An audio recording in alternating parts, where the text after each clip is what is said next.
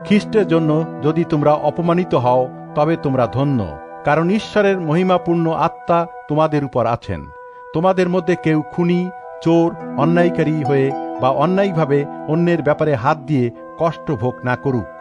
কিন্তু খ্রিস্টান হিসাবে যদি কেউ কষ্ট ভোগ করে তবে সে লজ্জা না পাক, বরং তার সেই নাম আছে বলে সে ঈশ্বরের গৌরব করুক।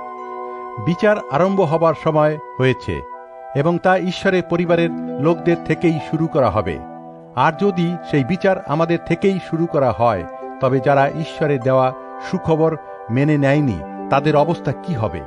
শাস্ত্রে আছে, ঈশ্বর ভক্ত লোকের উদ্ধার পাওয়া যদি এত শক্ত হয়, তবে যারা পাপী আর ঈশ্বরের প্রতি ভক্তিহীন তাদের অবস্থা কি হবে? তাহলে ঈশ্বরের ইচ্ছাতে যারা কষ্ট ভোগ করছে তারা তাদের বিশ্বস্ত সৃষ্টিকর্তার হাতে নিজেদের তুলে দিক এবং ভালো কাজ করতে থাকুক।